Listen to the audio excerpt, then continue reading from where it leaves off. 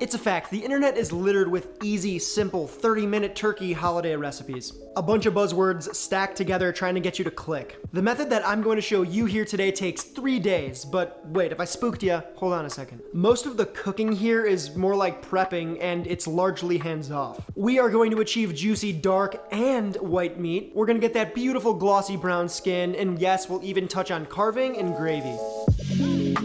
Juicy turk starts with the brine. Brine meaning a liquid solution of salt, sugar, and other things. We need to submerge the entire turkey in water, so it's important to use a large enough vessel. I'm using this 22-quart Cambro because I have it, but a Mondo stock pot works just fine too. It's a nice 12-pounder right there. We need to measure the weight of the water that we'll be using to brine the turkey. To make sure that you can dunk the bird fully, place it in the container you intend to brine it in, fill it until the water covers the bird, then remove it again. And yes, there are probably more efficient ways to do this, but this works for me, and, you know, here we are. Record the weight of all the water in grams, then dump about a quarter of it into a large Dutch oven or something of similar size. If we're being honest, the only thing that really matters here is the salt and arguably the sugar. This is what does the heavy lifting and makes our bird juicy. Everything else, all the other aromatics, that's extra. Add 5% salt and 3% brown sugar by weight of the water, then mix it all until it dissolves on medium heat. I'm using a buttload of aromatics because I think it adds a nice touch to the turkey, but like I said, the only real thing that matters is the salt and the sugar.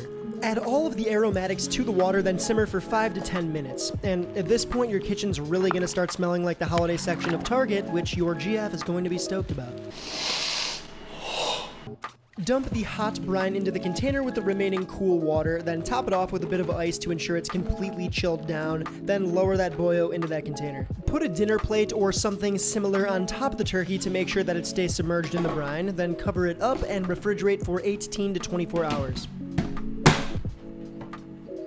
Overnight, the turkey will absorb the salt and sugar, which, long story short, ensures that the bird hangs on to more of its water when it's cooked, yielding a juicier end result. Alright, so day 2 is easy. Just remove the turkey from the brine and rinse it off in cold water. Strain those spent aromatics, then just toss them out. You don't want to clog your drain up. They've done their job. Also, be sure to comb your turkey for stuck-on spices and herbs. Nobody needs to bite into a whole clove. Once the salt is rinsed off, transfer the turkey to a double-foiled baking sheet fitted with a rack, then tuck the wings underneath the breast and leave the whole thing uncovered overnight in the fridge. This step is going to help the skin dry out so it crisps up easier. Thanksgiving cooking is all about timing and workflow, so use the downtime to get ahead. To me, the glaze is largely what makes a turkey taste good. I make this sherry maple glaze every year and it has yet to let me down. Add 2 cups of sherry vinegar and 3/4 cup maple syrup to a saucepan, season with a touch of salt, then reduce the whole thing by about 1/3. While that reduces, make a compound butter. Pop your room temperature butter in a large bowl, then add in minced parsley, sage, garlic, orange zest, and black pepper. Smear that together, then store it in the fridge until you need it. And make extra if you'd like. This stuff is really good on dinner rolls. I know this is going to sound weird, but if you want a little extra umami boost in your glaze, hit it with some fish sauce. Not too much. If you can taste the fish sauce, you've gone too far. Once reduced, pop the finished glazed in the fridge overnight, and boom. Look at that, you're already ahead. Day 3 is all execution. Take your butter and turkey out 2 hours before you want to cook it. I hid mine in the microwave here so my demon couldn't get at it. Like chicken, turkeys have wishbones. If you remove it, it'll make the carving a little easier, but it's totally not necessary. To remove it, just use a flexible knife and cut around the bone, then slip it out with your fingers.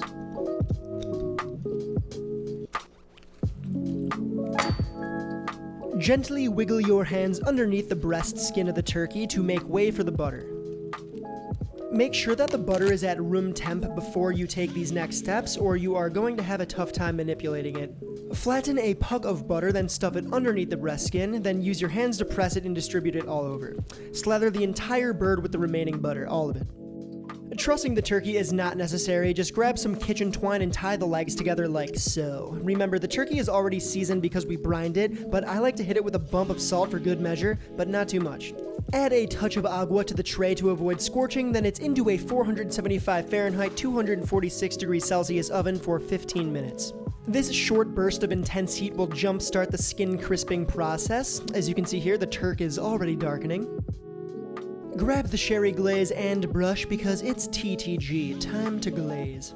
That's the consistency we're going for. We are going to baste the turkey every 30 minutes for the entire duration of the cooking process. So glaze her up, reduce the heat to 300 Fahrenheit, 149 Celsius, then pop that bish back in the oven. Real quick, I want to talk about thermometers here. These are the ones I like to use. The whole juices run clear thing, that's a kitchen myth. Don't go by that. This is called a lead thermometer. You can poke this into whatever point in your roast you want, and it will tell you the temperature sort of as it's rising. It's a nifty little tool to get insight in what's going on in the oven. The only thing I would definitely recommend is getting yourself one of these little handheld thermometers here. Using a thermometer pen really takes the guesswork out of cooking turkey and reduces stress tremendously, trust me. A lot of gravy recipes call for turkey drippings, but personally, I think waiting for your turkey to be finished before making the gravy is a risky workflow. I like to make mine ahead of time. Make a roux by melting equal parts butter to all-purpose flour by weight, then toast the roux over medium-low heat until it turns to a milk chocolate brown. Then we're going to transfer that to a plate and pop it in the fridge to cool. Be careful here, the roux toasts fast. Do not burn it, but if you do, it's no big deal, just start over. This roux is going to thicken our gravy and add a nutty flavor to it. By now, we're an hour into the cooking process, but don't go by time here. The only thing that matters is if the turkey is cooked or not, and time isn't going to be the same for everyone. A lot of factors are at play. I'm going to fast forward here to show you 2 bastings. The bird is going to get darker each time you baste, so be ready for that. If need be, top the tray off with some water to avoid scorching. Most turkeys come with giblets and the neck. Giblets are the internal organs of the bird and are flavor bombs packed full of nutrients. We're going to use all the giblets and the neck except for the liver, which can make the gravy bitter and gnarly. Melt some butter in a saucepan over high heat, add the giblets and the neck, garlic, and thyme, then saute the whole lot until a fond forms on the bottom of the pan. Use whatever you have on deck to deglaze. I have some leftover red wine from the other night, but you can use white wine, whiskey, I've even used beer, apple cider works too. Harvest flavor by deglazing the pan with a splash of red wine and scraping up the stuck-on bits. Once the wine reduces and turns syrupy, pour in the turkey or chicken stock. Then grab your cooled roux from the fridge and use a flat utensil to scrape it off the plate. Yeah, this is probably the most satisfying thing you can do in the kitchen, so if you're going to take one thing away from this video, it's that you need to make a roux just to do this. Add the roux to the gravy and whisk. Let the whole thing simmer and reduce for 10 to 15 minutes and skim away any foam as it rises to the top.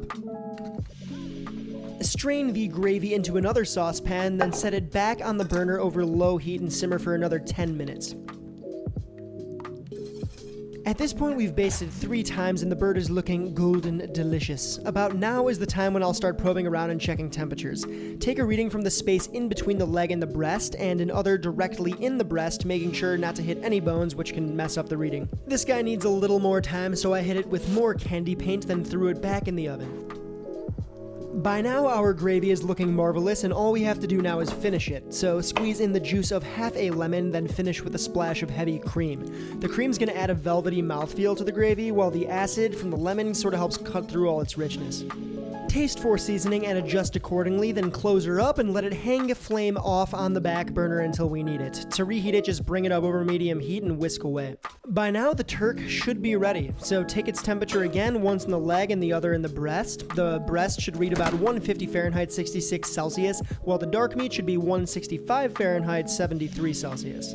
Don't worry, the internal temp will rise from 150 as the bird rests, which is a crucial part of the process, by the way. Let the bird rest for an hour before you slice it, or you're going to be left with a less juicy turkey centerpiece. To carve, start with the legs. Use a sharp knife to cut between the leg and the breast meat, then use your hands to pop the leg joint out from its socket, then slice it at the joint for a clean cut. For the breast, cut along the keel or center chest bone on either side, and once you've sliced it, use your hand to pry away the meat from the body, then slice through again for a clean cut. The wings are similar to the legs, just find the joint connecting them to the carcass and cut through it. Grab a leg, then flip it skin side down and cut through the center connecting joint to remove the leg from the thigh. Use a small knife to cut through the thigh bone, doing your best to keep the skin intact, and once boned, slice it into strips. The breast is simple. Use a long, sharp knife to cut even slices, making sure to work against the grain. Again, take your time to make sure that the skin stays intact and each piece gets a little bit of it. Transfer the sliced turk daddy to a platter and it's ready to serve.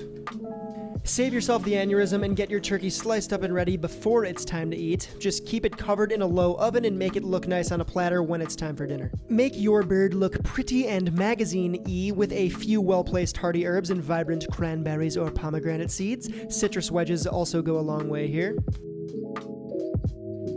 Sometimes good cooking takes patience, and this is one of those instances. 3 days might sound like a lot of time, but the work is minimal and it's divided out over time, so hopefully it doesn't sting too much. I've made my turkey like this for the past several years, and it has yet to let me or anyone who puts it in their mouth down. Trust me, it's worth the extra effort. Your family and friends are going to appreciate it. I was never a big fan of turkey before I learned the ways of the brine, but now I do not fear the white meat because it stays juicified. Prepping the turkey this way has a high chance of converting any anti-turkey guest into a poultry-pounding fiend, so I really hope you give this one a try. Even if you consider yourself a solid cook, cooking a turkey can still be a little intimidating, right? You do it once, maybe twice per year. And that 1 or 2 times per year is when like your entire family's over at the crib, so I get it. Our roster of new omnivores is growing, which is very tight to see, so thank you for that. If you're new here, welcome. If you're an existing omnivore, what up? If you like what I'm doing here, please do not hesitate to share my videos with your friends and family. Bring them to the virtual party. It really helps me out. That's all from me for this week, so happy holidays, cook on, and I will see you very, very soon. Toodles.